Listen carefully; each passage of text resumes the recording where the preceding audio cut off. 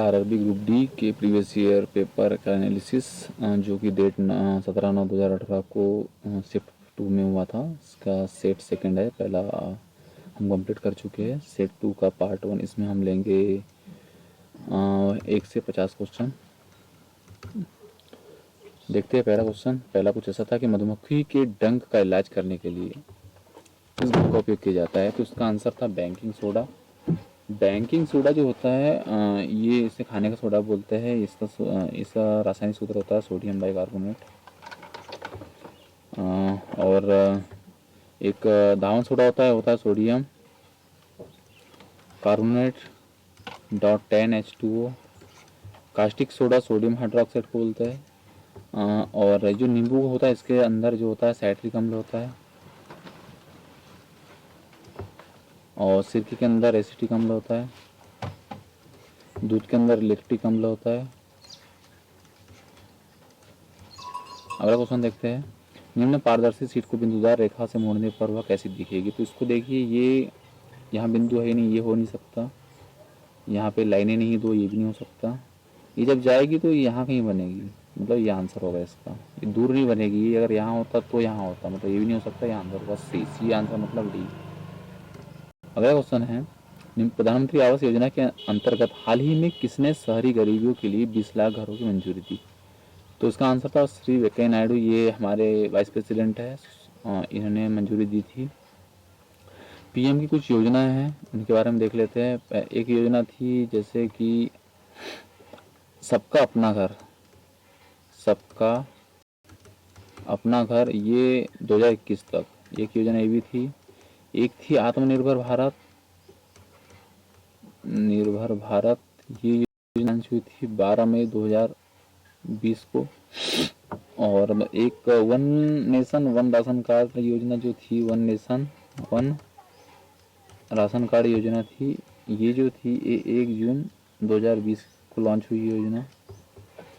और एक थी नई शिक्षा नीति, बहुत ज़रूरी है ये, नई शिक्षा नीति आई थी, ये 30 जुलाई 2020 को लॉन्च हुई। उसका अगला क्वेश्चन देखते हैं।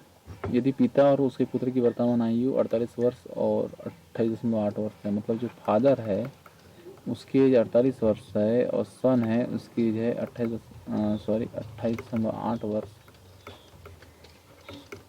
तो पिता अपने पुत्र से कह सकता है कि जब तुम पैदा हुए थे तब मेरी आयु, तुम्हारी वर्तमान आयु कितनी, तो तुम्हारी वर्तमान आयु 28.8, और पिता जब ये पैदा हुए थे तब पिता की उम्र जो थी वो माइनस हो जाएगी, ये आ जाएगी।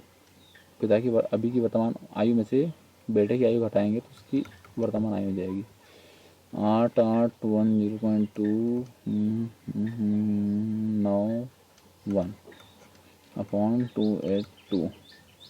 सॉल्व करेंगे, इसको देख के समझ में आ रहा है इसका आंसर आ जाएगा। ये पॉइंट से पॉइंट गया और ये 2/3 आंसर हो जाएगा इसका।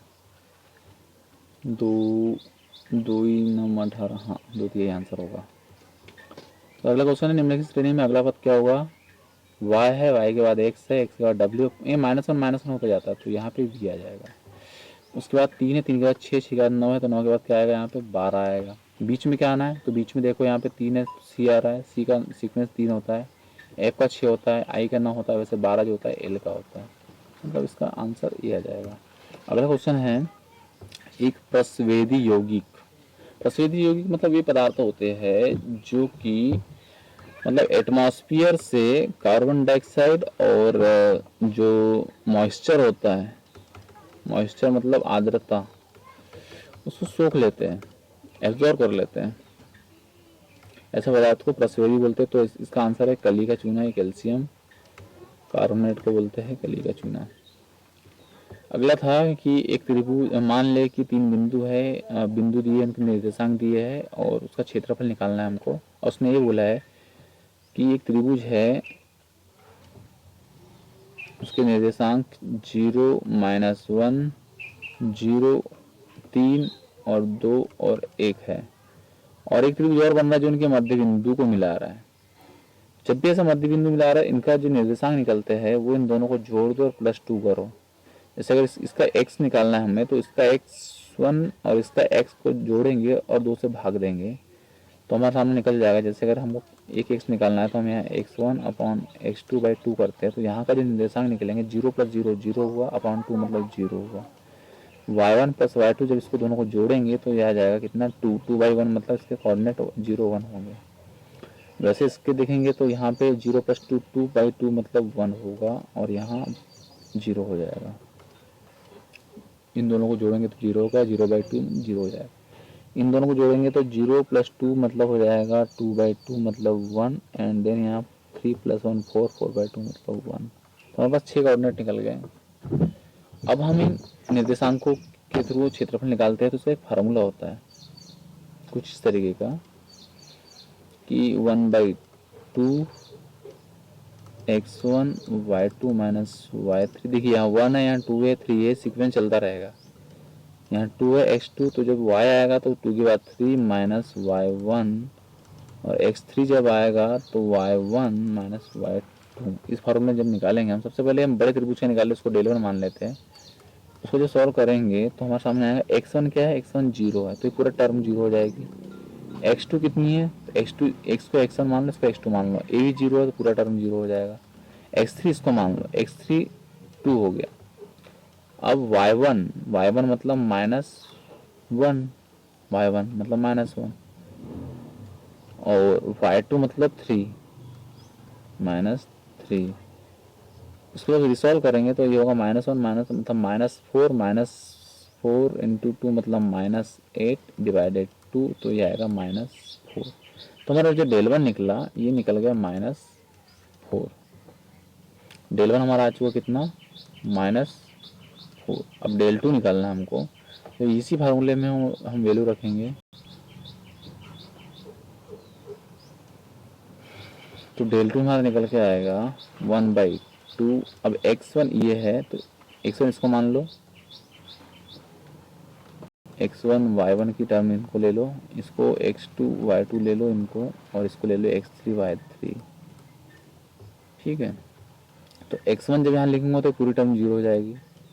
x2 इसको ले रहा हूँ तो x2 की वैल्यू है 1, y3 मतलब 0 माइनस y1 मतलब -1, देन x3 मैंने किसको लिया, इसको लिया 1, y1 0, y3 भी यहाँ 0 था, x1 y3 0 और y1 0, हाँ 0 माइनस y2 2। इसको सॉल्व करता हूँ मैं तो यहाँ -1 हो जाएगा, और यहाँ पे भी आ जाएगा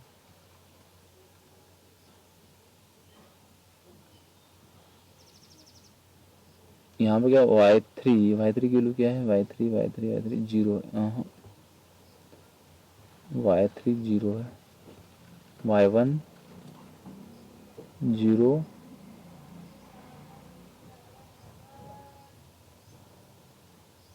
x3 यहाँ पे हमारा जो x3 है वो 1 है, और y1 की वैल्यू थी हमारी 0, और y2 जो था उसकी वैल्यू थी 2 -2। या तो यहाँ पे आ जाएगा हमारे पास -1, और यहाँ पे आ जाएगा -2/2। तो जो वैल्यू आएगी निकल के हमारे पास आएगी -3/2। इसको सॉल्व करेंगे तो डेल की वैल्यू क्या है, डेल 1 की वैल्यू आई थी -4, डेल 2 की वैल्यू आई थी -3/2 इक्वल 1/x। कुछ यहाँ गलत हो रहा है, ये कहाँ गलत हो रहा है, यहाँ गलत हुआ है। ये यहाँ जो था, जो y1 था वो था 0, और जो y3 था, सॉरी y2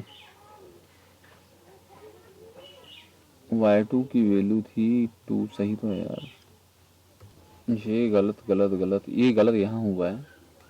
जो y1 है हमारे पास में वो 1 है। एक मिनट थोड़ा फिर से देखते हैं।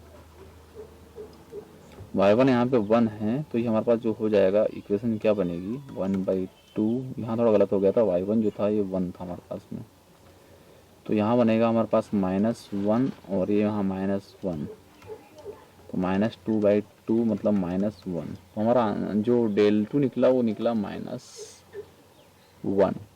अब हम ये इक्वेशन में रख देंगे तो हमारे सामने आ जाएगा x इक्वल आ जाएगा 1/4। तो ये ऑप्शन हमारे पास सामने जो क्वेश्चन है गलत है। इसका आंसर आप दे सकते थे इसको, लेकिन इसका आंसर एक्चुअल में 1/4 है। एक्स की वैल्यू पूछी थी तो ये क्वेश्चन गलत था।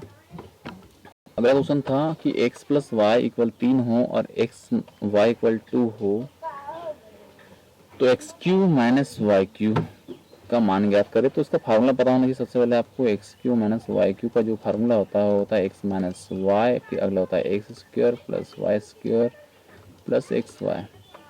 अब इसमें से आपको कितनी चीज़ें पता है? हमें एक्स वाई पता है, ये भी नहीं पता, ये भी नहीं पता। तो कैसे करेंगे एक्स स्क्वायर? इसको ध्यान से देखो, इससे निकाल सकते हैं अपन कि एक्स प्लस जो वाई होता है उसका जो स्क्वायर होता है वो होता है X square plus Y square plus 2xy। इसकी वैल्यू दी हमको 3 3 3 9 हो जाएगा। यहाँ X square plus Y square है, यहाँ पे 2xy मतलब 2 इंटू एक्स वाई की वैल्यू 2 दी है तो मतलब 2 दूनी 4। 2xy की वैल्यू यहाँ देके रखिए 2 दूनी 4, मतलब यहाँ पे 9 माइनस 4 मतलब हो जाएगा 5 इक्वल निकल गया हमारे पास में एक्स स्क्वायर और वाई स्क्वायर। अब ये 9 माइनस 4 ये वैल्यू हमारे पास ये भी आ चुका है। अब हमें एक्स माइनस वाई चाहिए तो हम क्या करेंगे, एक फार्मूला और इस्तेमाल करेंगे। एक्स माइनस वाई का square equal X square plus Y square minus 2xy। तो इसकी वैल्यू हमारे पास 5 है, माइनस 2 इंटू एक्स वाई मतलब 2 इक्वल 5 माइनस 4 इक्वल 1। तो हमारे सामने जो आया वो ये आया है कि एक्स माइनस वाई का जो वर्ग है वो आया हमारे सामने कितना 1। तो जो एक्स माइनस वाई है वो तो एक प्लस माइनस 1 होगा। अब हम यहाँ वैल्यू पुट कर देते हैं। एक्स माइनस वाई की वैल्यू अगर हम 1 रखते हैं, एक्स स्क्वायर वाई स्क्वायर की 5 रखते हैं प्लस एक्स वाई की वैल्यू 2, तो हमारे सामने आ जाएगा 5 और 2 7, 7 आंसर हो जाएगा। दूसरा तरीका क्या हो सकता है? दूसरा तरीका ये हो सकता है कि अगर तो आप ऑप्शन देखिए, ध्यान से देखिए इसको, एक्स वाई की वैल्यू से क्या ले कि दोनों को गुना करें तो 2 आ जाए। तो यहाँ एक ही पेयर बनता है 2 और 1, कि 2 और 1 रहेगा तो तभी दोनों गुना 2, 2 एकम 2 होगा। क्या इन दोनों को जोड़ने पे 3 आ रहा है? बिल्कुल आ रहा है, दोनों को जोड़ने पर 3 आ रहा है। मतलब एक्स की वैल्यू आप 2 रख लो और वाई की वैल्यू 1 डायरेक्ट रखो यहाँ पे तो भी आंसर आ जाएगा। एक्स की जगह 2 रखने पर और वाई की जगह 1 रखने पर भी आंसर आ रहा है। 2×4 = 8 माइनस 1 मतलब ये हो जाएगा आपका 7। डायरेक्ट भी आ सकता था, अगर ऑप्शन से करो आप तो ये भी संभव है। उसके बाद अगला सवाल था हमारा कि भूमि का एक त्रिभुजाकार भाग है जिसकी भुजाएं क्रमशः दी हुई है हमको, और उसने में ये बोला है कि 20 पैसे प्रति वर्ग मीटर की दर से समतल करने पर लागत क्या आएगी। तो सबसे पहले करना क्या है, आपको क्षेत्रफल निकालना है। क्षेत्रफल निकालने के बाद इस 20 को गुना कर देंगे पैसे में। रुपए में निकालने के लिए 100 का भाग दे देंगे। तो पहले क्षेत्रफल कैसे निकालेंगे? अगर विभिन्न भुजाएं मतलब समबाहु नहीं है, विषमबाहु त्रिभुज है, तो एक फार्मूला बहुत यूनिवर्सल फार्मूला है। वो फार्मूला है एरिया का root of S, S minus A, S minus B और एस माइनस सी।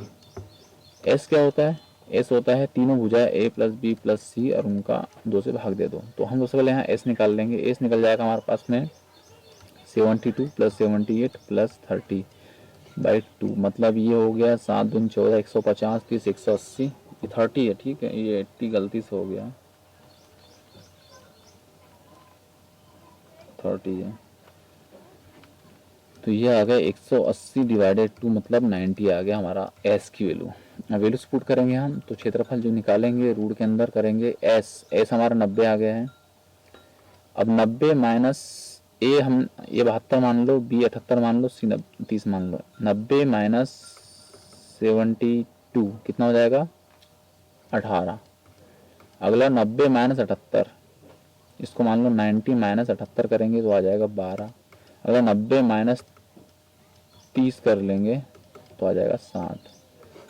अब ये सब मल्टीप्लाई में है, गुना में है, तो इनको अब देखो, इनको डिस्ट्रीब्यूट करो। 9 गुणित 10 गुणित 6 गुणित 3 गुणित 6 18, 12 को कर दो 3 गुणित 4 और 60 को कर दो 10 गुणित 6।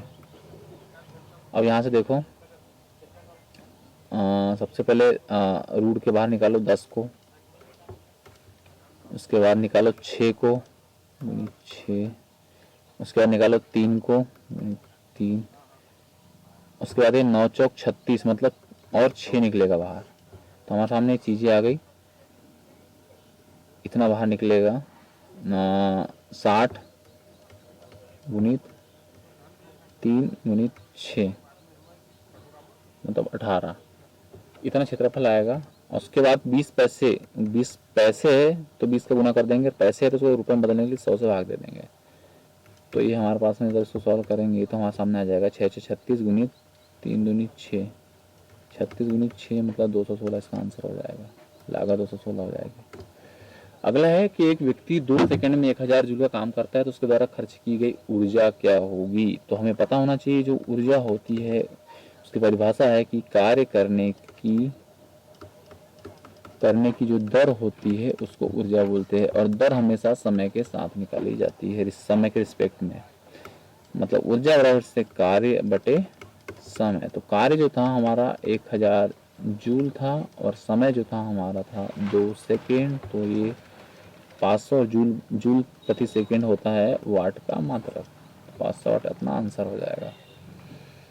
अगला है कितने मूलधन का 6% वार्षिक दर से 10 वर्ष में साधारण ब्याज 120 रुपये प्राप्त होता है। तो साधारण ब्याज का फार्मूला क्या होता है, मूलधन गुणित दर गुणित समय बटे 100। साधारण ब्याज दे के रखा है 120, मूलधन कैलकुलेट करना है, दर दे के रखिए, समय 10 वर्ष दे के रखा है, और ये 100 ए जीरो से ए जीरो गया यहाँ पे, 6 से 6 दूनी 12 जीरो और 10 इधर जाएगा 200 आंसर। अगला था जब एक गिलास पर रखे गए कार्ड को उंगली से धक्का दिया जाता है तो वो सिक्का गिलास में गिर जाता है, यह कथन किस नियम की व्याख्या करता है। तो इसका आंसर था जड़त्व का नियम। जड़त्व का नियम जो न्यूटन थे भाई साहब ने पहला नियम दिया था, जो पहला नियम ये था कि यदि कोई वस्तु स्थिर है तो वो स्थिर ही रहेगी, यदि कोई वस्तु गतिशील है तो वो गतिशील रहेगी तब तक जब तक कि उस पर कोई बहाव आरोपित ना किया जाए। इस नियम को जड़त्व का नियम भी बोलते हैं। इस जड़त्व की वजह से ही जो सिक्का होता है वो ग्लास कार्ड पे रखने के बाद कार्ड हटा दिया जाता है तो अपने जड़त्व की वजह से वो नीचे गिर जाता है ग्लास के अंदर। न्यूटन गति से तीसरा नियम क्या था कि प्रत्येक क्रिया के विपरीत और बराबर एक प्रतिक्रिया होती है। बस नेगेटिव होता है लेकिन उसका जो परिमाण जो होता है सेम होता है। बल की जो मात्रा होती है समान होती है, बस दिशा विपरीत होती है। ऊर्जा संरक्षण का सिद्धांत क्या है। ऊर्जा संरक्षण का सिद्धांत ये है कि ऊर्जा को नहीं उत्पन्न किया जा सकता है और नहीं नष्ट किया जा सकता है, इसे केवल एक रूप से दूसरे रूप में परिवर्तित किया जा सकता है। संवेग संरक्षण का नियम क्या है कि यदि किसी पिंड पर बल ना लगाया जाए, बल नहीं आरोपित नहीं किया जाए तो उसका जो टोटल संवेग होता है वो कांस्टेंट होता है। ये है अपना संवेग संरक्षण का नियम। अगला देखते हैं, निम्नलिखित में से कौन सा समूह संबंधित नहीं है। लोमड़ी, घोड़ा, बकरी, जेबरा। जेबरा संबंधित नहीं है तो इसका आंसर डी आएगा। तो डी जैसे ही डी देखा तो डी ना लगा है क्योंकि डी पे सी लिखा है, इसलिए अब इसका आंसर आ जाएगा कितना, ए। अगला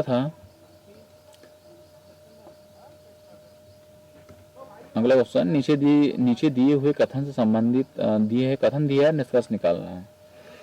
कथन था बच्चों में खाने की आदत विकसित करने के लिए जंक फूड का चयन अच्छा विकल्प है। ठीक है, ऑप्शन निष्कर्ष देखते हैं। हाँ, खाने की आदत विकसित करने के लिए बच्चों को वही देना चाहिए जो उन्हें पसंद है। ये जब भी निष्कर्ष हो तो जब निष्कर्ष निकाला जाता है तब कथन से पूरा संबंधित होना चाहिए, थोड़ा भी इधर उधर हुआ मतलब वो नहीं हो सकता। तो ये वो पसंद जो उन्हें पसंद होना चाहिए ऐसी कोई बात नहीं की गई तो ये तो कैंसिल हो जाएगा। दूसरा, नहीं जंक फूड के सेवन से मोटापा, हृदय रोग, मधुमेह और अन्य स्वास्थ्य संबंधी समस्या पैदा होती है। साथ ही बच्चों में पौष्टिक आहार के सेवन की आदत के विकास के लिए यह भी आवश्यक है। तो ये जो चीज़ें उन्होंने बताई है कि इसमें बीमारियां होती है इतनी सारी, ये सारी चीज़ें का कहीं उल्लेख नहीं है अपने कथन में, तो ये दोनों नहीं होंगे। इसका आंसर आ जाएगा ए, ना तो तर्क ए और नहीं तर्क बी। एक क्वेश्चन था 15 नंबर का कि 16, 24, 36, 52 और 54 का एलसीएम क्या होगा। तो हमने जो मेथड इस्तेमाल करी आज तक जो पता है उसी को बढ़िया आराम से लिखिए ऐसा है ना, और बच्चों वाली स्टाइल में चालू हो जाइए। क्या होता है 4 से तो नहीं जाएगा, 2 से स्टार्ट करो। 2 8 16, 2 1 2, 2 2 4, 2 1 2, 2 8 16, 2 2 4, 2 6 12 और 2 2 4, 2 7 14। अब इसको फिर सॉल्व करो तो 2 और यहाँ एक लाइन और बना लेते जगह की कमी कारण। 2 से करते हैं, 2 चौके 8, 2 छंग 12, 2 नाम 18, 13 और यहाँ 27 जैसे कि वैसा रहेगा। अब इसको हम करते हैं 3 से, तो ये 4 तो जैसे वैसा रहेगा, 3 दूनी 6, 3 3 9 और ये 13 जैसे कि वैसा रहेगा और 3 9 27। ठीक है, अगला 13 9 एक बार जाएगा और 3 से, ये 4 जैसे कि वैसा, ये 3 एकम 3 और ये 13 और 3 3 9। अब एक बार फिर 3 से, तो 4 एज इट इज़, 2 भी एज इट इज़, 1 30 एंड 1, 3 का मीटर ही खत्म। अब बचा है यहाँ से 13 चौक 13 चौक, एक बार 4 से देंगे, सॉरी 2 से देंगे, तो 2 दूनी 4, 1 1 13 1, एक बार फिर 2 से देंगे और एक बार फिर 13 से देंगे, तो 13 दूनी 26 दूनी 52 और यहाँ 3 3 9 3 27 गुनी 27 और 2 दूनी 4 गुनी 4, तो 4 7 28 और 8 दूनी 16, आखिरी में 6 आ रहा है, मतलब ये या तो ये हो सकता है या तो ये हो सकता है, गुना ही करना पड़ेगा। सबसे पहले 4 दूनी 4 और 12 गुना करते हैं, तो 4 दूनी 8 और 4 5 चौक 20। अब गुना करते हैं 27 का, 7 7 8 ही 7 ही 56, 5 मतलब 5 आ जाएगा, 7 दूनी 14, ये 2 8 ही 16 और 2 दूनी 4, मतलब इसको हटा दो, 6 1 6, मतलब ये आंसर। अगला है, आधुनिक आवर्त सारणी में 18वें समूह में कितने तत्व मौजूद है? तो 18वें समूह जो होता है वो एक निष्क्रिय गैसों का समूह है, उसमें टोटल 6 तत्व मौजूद है। तत्वों का नाम कुछ ऐसे है, हीलियम, नियान, आर्गन, क्रिप्टॉन, जेनान और रेडान।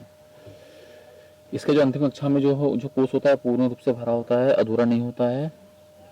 उसने ये पूछा है, और इसमें अगर देखा जाए आवर्त सारणी में तो एक टोटल 18 वर्ग है, 7 आवर्त है। 7 आवर्त में जो है वो कुछ इस प्रकार है, पहले आवर्त में 2 तत्व है, दूसरे में 8 है, तीसरे में 8 है, चौथे में 18 है, फिर 18 है, फिर 32 है, ये 6 आवर्त हो गए, और आखिरी में जो शेष तत्व है उनको आखिरी आवर्त में रखा गया है।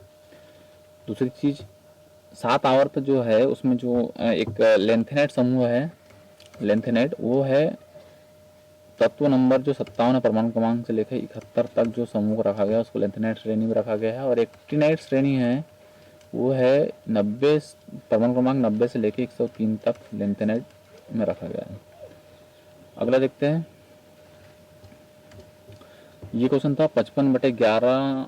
ये इसका एक सिंपल सा रूल है, बॉड मास है ना, बॉड मास। पहले ब्रैकेट सॉल्व करना है, फिर ऑफ सॉल्व करना है, फिर डिवाइड, फिर मल्टीप्लाई, फिर ऐड, फिर सब्सट्रैक्ट। तो सबसे पहले हम यहाँ पे ब्रैकेट सॉल्व करने वाले हैं, तो यहाँ आ गया हमारा 5, 11 5 55 प्लस 11 में 18 में 6 गए, 12 इंटू 9, 12 108 और प्लस 5, तो ये हो जाएगा 113, आंसर हो जाएगा। करना ही नहीं था इसमें। तो अगला था, मई 2017 में निम्नलिखित में से किस भारतीय मुख्यमंत्री को अमेरिका भारत व्यापारिक परिषद द्वारा ट्रांसफॉर्मेटिव चीफ मिनिस्टर अवार्ड प्रदान किया गया? तो ये भाई साहब थे अपने चंद्रबाबू नायडू, जो कि आंध्रा के सीएम है। इनकी जो पार्टी का नाम है वो है तेलुगु देशम पार्टी। ये पार्टी नाम बहुत जरूरी है, याद रखना। अगला, कौन सा व्यनारक निम्नलिखित के बीच संबंध को सही ढंग से दर्शाता है? शिखर, बादल, पर्वत। तो पर्वत होता है, इसका एक शिखर होता है, मतलब जो शिखर होता है पर्वत के अंदर ही आएगा, और बादल एक अलग बनेगा, मतलब इसका आंसर हो जाएगा डी। अगला क्वेश्चन है, बॉम्बे स्टॉक एक्सचेंज किस वर्ष स्थापित किया गया था? तो ये किया गया था 1875 में, बॉम्बे एक्सचेंज स्टॉक एक्सचेंज। फिर एक अभी एक स्टॉक एक्सचेंज और एक है नेशनल स्टॉक एक्सचेंज। एक कमेटी गठित हुई थी, मतलब 1992 में, उसका नाम था फेरवानी कमेटी। इसकी निगरानी में एक एक्सचेंज और बनाया गया, नेशनल स्टॉक एक्सचेंज 1992 में। तो भारत में अभी 2 ज़्यादा प्रचलित है, बॉम्बे स्टॉक एक्सचेंज और नेशनल स्टॉक एक्सचेंज। अगला सवाल देखते हैं। अगला सवाल था कि वर्ष 2018 में महिला एवं बाल विकास मंत्रालय जो था उसके केंद्रीय मंत्री कौन थी? तो वो थी मेनका गांधी। स्मृति ईरानी जो कपड़ा मंत्रालय टेक्सटाइल मिनिस्ट्री इसके पास में है, बाकी दो तो इनके पास कोई मिनिस्ट्री नहीं है। ये दो बहुत जरूरी जिनके बारे में मतलब हमें याद रखना पड़ेगा। अगला है, यदि 7 की घात 21 प्लस 7 की घात 22 धन 7 की घात 23 धन 7 की घात 24 को 25 से विभाजित किया जाता है तो शेष क्या बचेगा। तो जब ऐसा सवाल आया तो आप क्या करें, सबसे मिनिमम है उसको कॉमन निकालिए। तो 7 की घात 21 को मैंने कॉमन जब निकालूंगा तो यहाँ बचेगा 1, यहाँ बचेगा 7 की पावर 1 प्लस यहाँ बचेगा 7 की पावर 2 प्लस यहाँ बचेगा 7 की पावर 3 और इसको 25 से डिवाइड करना है। तो हमको ये देखना है अगर 25 पूरी तरह से डिवाइड हो जाए तो 0 शेष बचेगा। तो जब इसको सॉल्व करेंगे तो 7 की घात 21 इधर है, अंदर जो बचेगा 1 प्लस 7 प्लस 49 प्लस 7 का जो क्यूब होता है 343 अपॉन 25। 7 या 8 7 और 1 50 हुआ और इसको जोड़ेंगे तो ये होगा 350, मतलब 400/25। यहाँ ऊपर संख्या है 7 की घात 21 इतना बचा है और नीचे 25 जब विभाजित करेंगे तो शेष का, तो 25 से पूरा कट जा रहा है, मतलब यहाँ जो शेष 0 बचने वाला है। कॉमन निकाल के कीजिए, जब भी सवाल आए बस कॉमन निकालिए और देखिए कि नीचे संख्या पूरी तरह से कट रहा है तो 0 शेष, नहीं कट रहा है तो कितना बच रहा है वो अपन कैलकुलेट कर सकते हैं। 3 बार पाली उंगलीकर, ये क्रिकेट का पुरस्कार होता है, क्रिकेटर को दिया जाता है। ये मिला है विराट कोहली को 3 बार, और भी किन्हें मिला है, भारतीय मतलब महिला जो टीम थी उसमें से मिला है अपने को हरमनप्रीत जो थी, हरमनप्रीत को मिला है और स्मृति मंधाना को भी मिला है। क्रिकेट संबंध में ये वाला जो अवार्ड है। अगला क्वेश्चन था, दिए हुए एक ज्यामिति दी हमको और पूछा है कि ACD ये थीटा क्या होगा। तो एक ज्यामिति दी है और दूसरा ये भी दिया है, तो इसमें से क्या ज्यामिति से निकल सकता है? बिल्कुल निकल सकता है। हम ये थीटा निकाल सकते हैं। कैसे निकाल सकते हैं? हमको पता है कि त्रिभुज के तीनों कोनों का 180 होता है, तो 72 प्लस 69 प्लस इसको थीटा मान लो इक्वल 180। तो जो थीटा होगा वो होगा 180 माइनस, तो ये हो जाएगा 70 70 114 141। यहाँ से थीटा निकल सकता है, ज्यामिति से निकल जाएगा। जब थीटा निकल जाएगा तो x डिग्री भी निकल जाएगी। x कैसे निकलेगा? तो x जो है एंगल होगा वो 180 माइनस 141 हो जाएगा। या तो दूसरा तरीका इसका ये भी हो सकता है, अगर आपको एक ये जो एक्स एंगल होता है ना, ये बाह्य कोण जो होता है, ये आंतरिक कोण जो होते हैं यहाँ के इनके योग के बराबर होता है। खाली मतलब केवल एक इसके लिए पर्याप्त है, मतलब दो की आवश्यकता ही नहीं है। अगला सवाल था हमारा सामने, परमाणु के भीतर न्यूट्रॉन और प्रोटॉनों पर आरोपित बल जो होता है नाभिकीय बल होता है।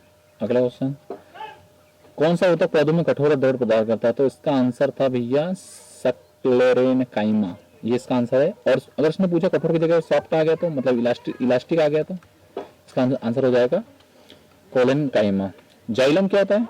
जाइलम मतलब होता है पौधों में, प्लांट में जड़ों के थ्रू खनिज तत्वों को उसके पौधों में पत्तियों तक पहुंचाना जाइलम प्रोसेस होती है।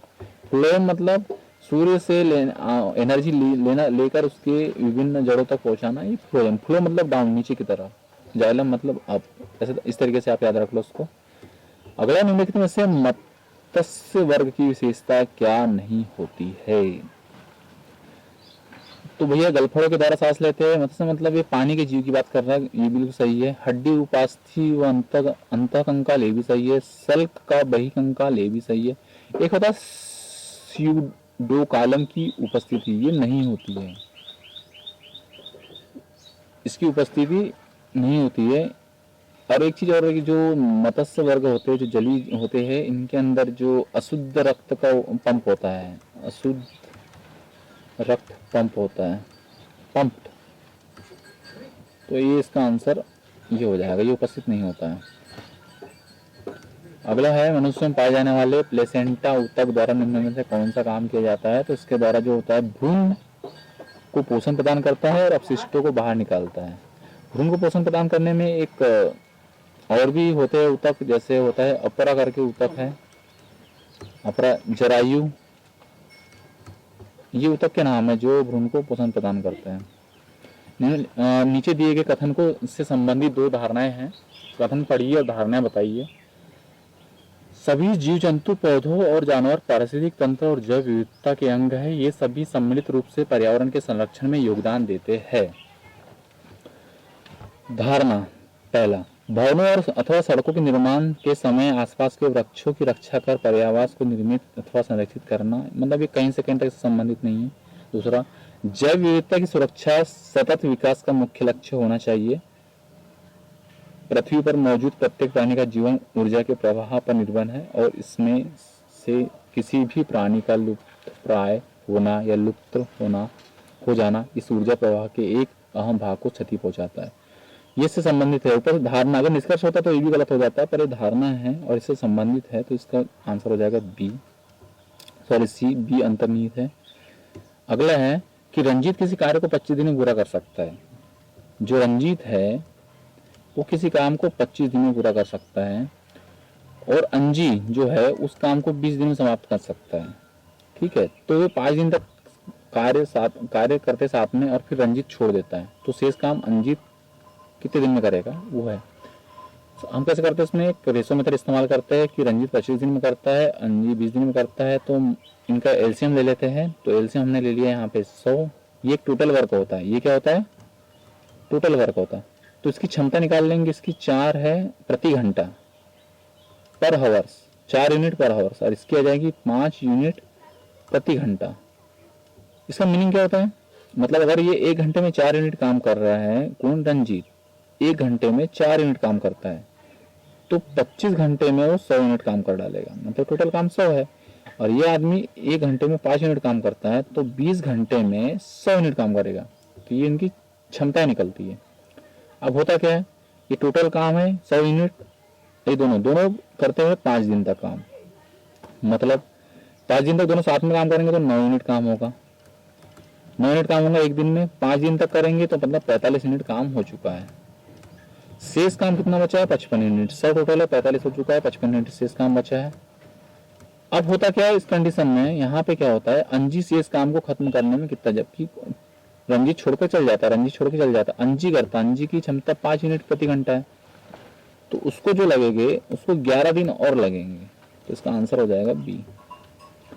अगला सवाल है, निम्न श्रृंखला में कौन सा विषम है। 96, 96, 96, 96 सभी में है। उसके बाद पहला देख लेते हैं 5, यहाँ 27, 5 से 27 मतलब प्लस 22 है, 27 से 18 कितना हो जाएगा, 27 से 18 मतलब -9,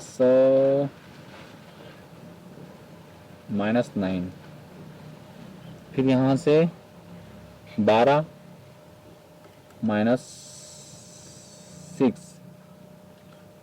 फिर यहाँ से 2 -10। अब 12 से 2 ये जो सवाल है, ये सवाल गलत था, इसमें इस पे ये रॉन्ग था, इस पे आपको बोनस मार्क मिलेंगे, गलत सवाल था।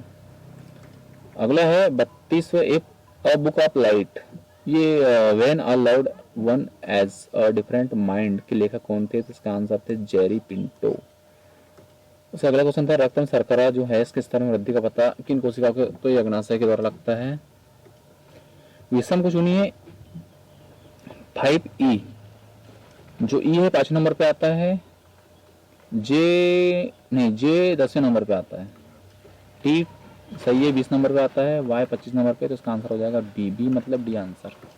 अगला, निम्न श्रृंखला की अगली संख्या क्या होगी, 27 से 29 मतलब +2, 29 से 33 +4, 33 से +8 करो जरा तो हो जाएगा 33 + 8 मतलब 41, एंड प्लस फिर 16 करो, 57 आना चाहिए, ये आ गया, मतलब यहाँ 41 इसका आंसर हो जाएगा। अगला है, स्पंदन राजू की बहन है। जो स्पंदन है वो फीमेल है, वो राजू की बहन है, तो राजू के पिता, राजू के जो भी पिता होंगे वो इसके पिता होंगे, और पिता की बहन मतलब बुआ, तो पिता की बहन का स्पंदन से बुआ का संबंध होगा।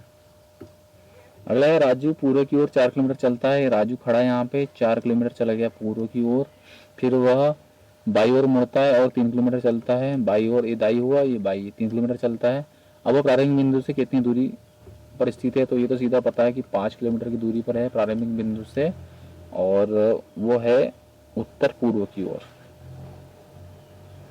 ये आंसर हो जाएगा डी। अगला है जर्मेनियम, आर्सेनिक, सेलेनियम और ब्रोमीन परमाणु खालिस्तान कक्षाएं होती है। सबसे पहले कक्षाएं तभी बता पाएंगे जब इनके परमाणु क्रमांक याद हो हमें। तो जर्मेनियम का परमाणु क्रमांक है 32, आर्सेनिक का 33, सेलेनियम का 34 और ब्रोमीन का है 35। अब इन कितनी कक्षाएं होगी, तो देखो 32 जो है परमाणु क्रमांक, जब 32 जर्मेनियम का देख लेते हैं तो सॉरी ऐसा है, जर्मेनियम पहली कक्षा में 2 इलेक्ट्रॉन आएंगे, दूसरे में 8 आएंगे, 8 10 हो गए, तीसरे में 18 हो गए और आखिरी में 32 होंगे। आखिरी में 2 8 सॉरी 18 आएंगे यहाँ पे, तो 2 2 8 18 18 18 18 36, मतलब ये जो आएंगे चौथी कक्षा में बचा ले जो इलेक्ट्रॉन रहेंगे उसके कितने बच रहे हैं, 8 8 18 8 18 18, मतलब बचा ले कितने हो गए, 24 इलेक्ट्रॉन। 24 इलेक्ट्रॉन जो है यहाँ 32 तक आ सकते हैं, तो 24 इलेक्ट्रॉन चौथी कक्षा में आएंगे। जो 33 जो आर्सेनिक है वो भी 2 8 8 और इसके 25 इलेक्ट्रॉन आएंगे आखिरी में। सेलेनियम जो है उसके 2 8 8 और 26 इलेक्ट्रॉन आएंगे, और 2 8 8 18,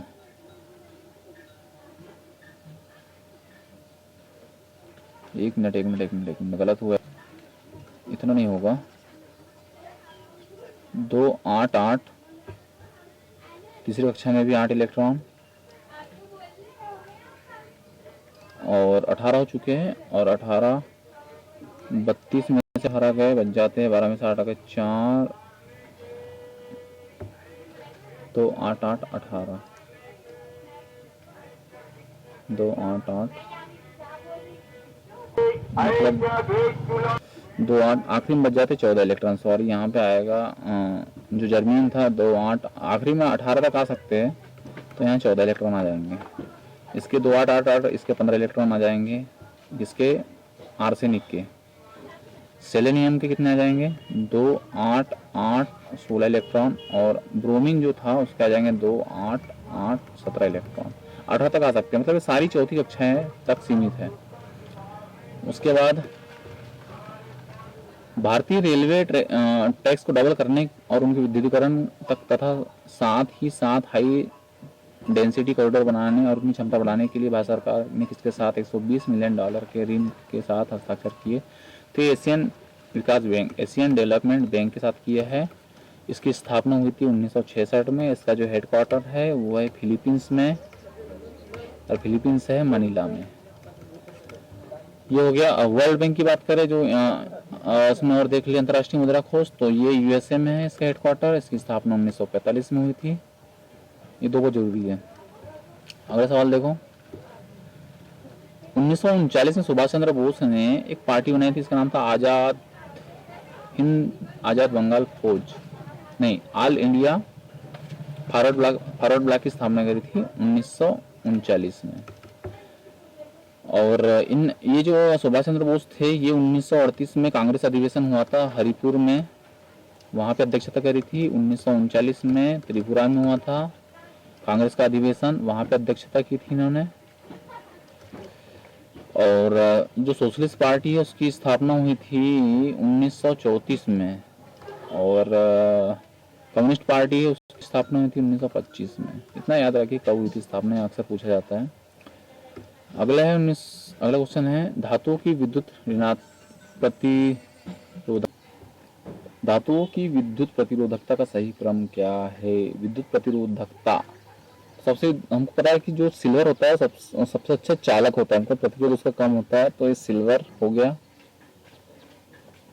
ये टंगस्टन होता है W, ये निकिल हो गया, ये मरकरी हो गया। मरकरी का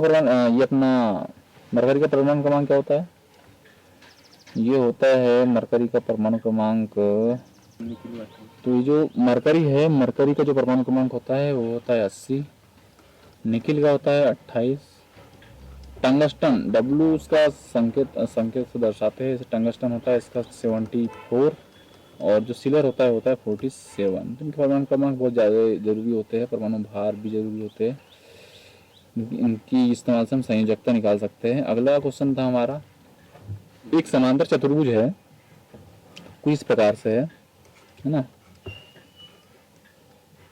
उसकी भुजाओं की लंबाई 8 और 12, तो छोटी वाली 8 हो जाएगी, 12 बड़ी वाली 12 हो जाएगी। और इसमें 10 सेंटीमीटर का एक विकर्ण है, दूसरा कितना होगा? तो 10 सेंटीमीटर का एक विकर्ण मतलब यहाँ देखो सब 10 से बड़े हैं, मतलब छोटा विकर्ण 10 सेंटीमीटर का होगा। बड़ा पूछा है, बड़ा विकर्ण कितने का होगा?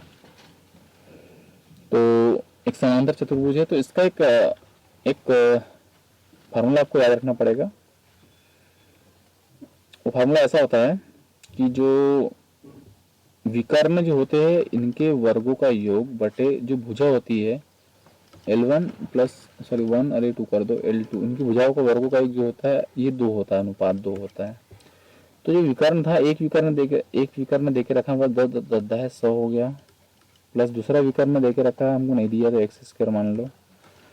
भुजा देके रखी है हमें, एक भुजा है 8 और एक भुजा 12, तो 8 8 64, और एक भुजा है 12, तो 12 12 144 इक्वल 2। इसको जब रिसॉल्व करेंगे हम तो हमारे सामने क्या जाएगा, 100 प्लस x² इक्वल ये हो गया 64 और 44 हो जाएगा कितना, 4 4 8 6 4 10 208, 208 गुणित 2 करेंगे तो 416, तो x² इक्वल हो गया 416 में 100 हो गए, 416 ही होगा 316 होगा,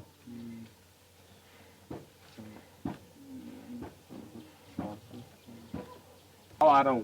तो ये हो जाएगा 316, 316 हो जाएगा। तो x जो निकलेगा ये निकलेगा √316, मतलब ये आ जाएगा इसका आंसर। 17 का वर्ग क्या होता है, 17 का होता है 289 होता है, तो 17 तो हो ही नहीं सकता, 17.5, 18 का होता है 324, तो 17 और 18 के बीच का है ये, मतलब ये आंसर हो जाएगा। अगला है, चंद्रमा पर किसी वस्तु का भार पृथ्वी पर उस वस्तु के भार का कितना होता है, तो 1/6, बहुत पहले से पता है। तो 2018 के लिए पश्चिम बंगाल के उच्चतम नागरिक पुरस्कार बंग विभूषण से आशा भोसले को सम्मानित किया गया। ये पश्चिम बंगाल का सबसे उच्चतम नागरिक पुरस्कार है। भारत की बात करें तो भारत का है भारत रत्न। शुरुआत कब से हुई थी, तो इसकी शुरुआत हुई थी 1954 से, 2 जनवरी 1954 से। और इसका जो अभी लेटेस्ट की बात करें तो 2019 में 3 लोगों को मिला है। एक मिला प्रणव मुखर्जी, एक नानाजी देशमुख, और एक मिला है हमें भूपेंद्र हजारिका।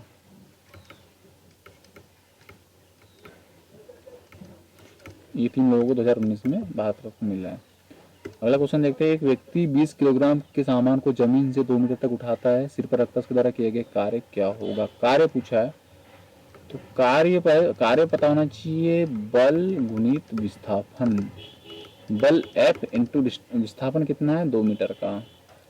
अब बल इक्वल होता है ma, द्रव्यमान गुणित a मतलब त्वरण, तो यहाँ गुरुत्वीय त्वरण लगेगा, इंटू 2। द्रव्यमान है हमारे पास में 20 kg, गुरुत्वीय त्वरण का मान होता है g इक्वल होता है 9.81, हम लेंगे यहाँ पे 10, तो 10 ले लेते हैं। जब तक कि दिया ना हो कि g इक्वल 9.81 मानी तब तक 9 यही लेना, अगर नहीं दिया हो तो 10 ले सकते हैं इसको, और 2 इक्वल तो गुना करेंगे तो 200 400 जुड़ा आंसर हो जाएगा। अगला क्वेश्चन है, वर्ष 1931 में भारत की नई राजधानी के रूप में नई दिल्ली का उद्घाटन किया गया, वायसराय कौन थे? तो 1931, इस टाइम में लॉर्ड इरविन थे। लॉर्ड कर्जन 1905 के 1905 जब बंगाल का विभाजन हुआ तो उस टाइम पे थे। और इसमें दिल्ली के बारे में देख लो कि सबसे पहले अगर देखा जाए तो 1638 में दिल्ली को 1638 में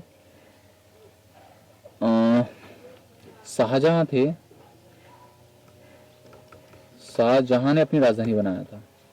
उसके बाद 1911 में प्रस्तावित हुआ, मतलब घोषणा की कि दिल्ली को जो कलकत्ता से दिल्ली दिल्ली दिल्ली जो थी राजधानी, उसको राजधानी बनाने की घोषणा हुई थी 1911 में। 1912 में बनी और 1931 में जो दिल्ली राजधानी थी वो हो गई न्यू दिल्ली। न्यू दिल्ली को राजधानी बनाया गया 1931 में। उसके बाद आता है दो सह अभाज्य संख्या होती है, उनका लघु एलसीएम क्या होगा। देखिए अभाज्य संख्या जो होती है इसके बारे में दो चीज याद रखिए कि उनका एक तो एलसीएम और एचसीएफ। तो एलसीएम अभाज्य संख्या जो होती है उनका एचसीएफ हमेशा उन दोनों संख्याओं का गुणनफल होता है।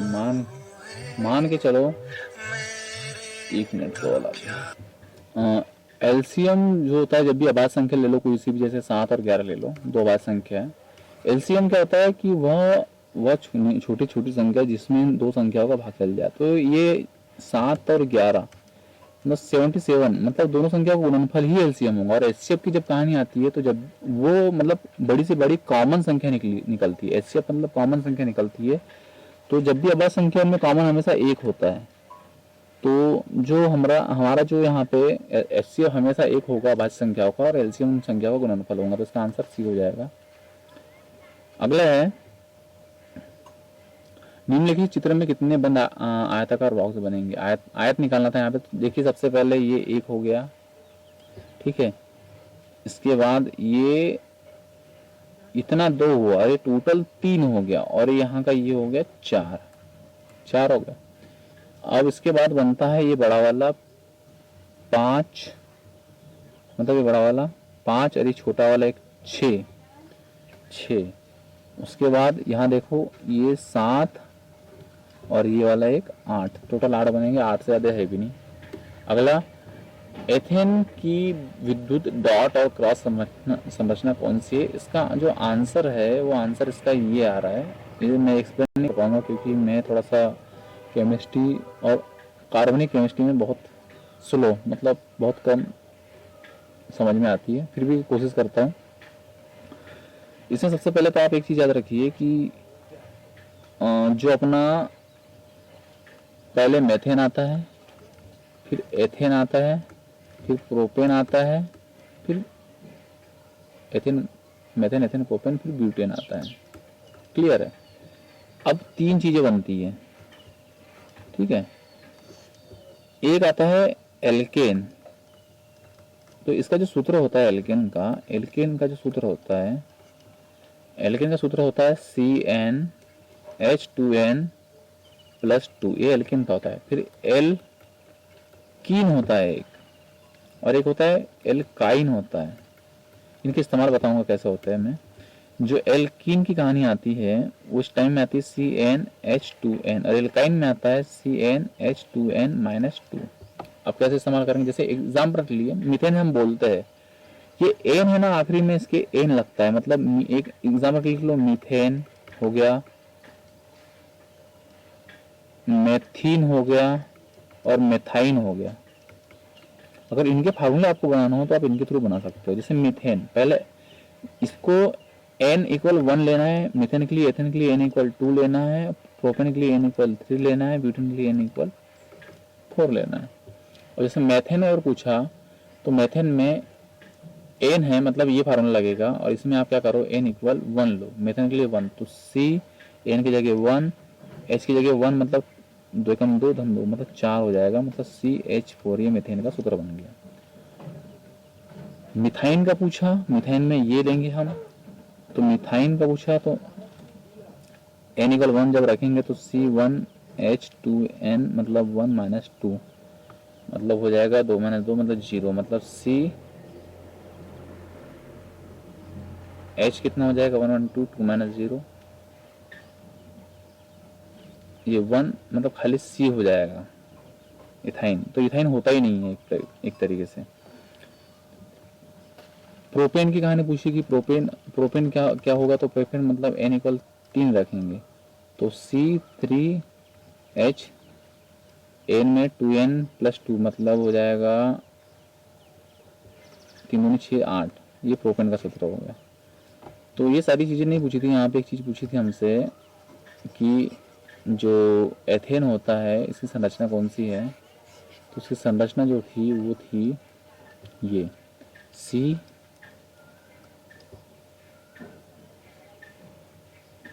1 2 3 4 5 6 7 8 मतलब हाइड्रोजन के 8 परमाणु है यहाँ पे और कार्बन 2 है।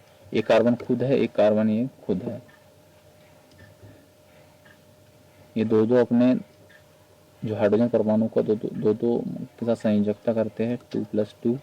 उस तरीके से ये भी अपने पास में 6 बना लेते हैं और ये भी अपने पास में 6 बना लेते हैं हाइड्रोजन के अणु। इसका बी है, इसको स्किप कर दो या तो आप किसी बुक का सहारा ले लो, इतना एक्सप्लेन नहीं कर पा रहा हूँ मैं।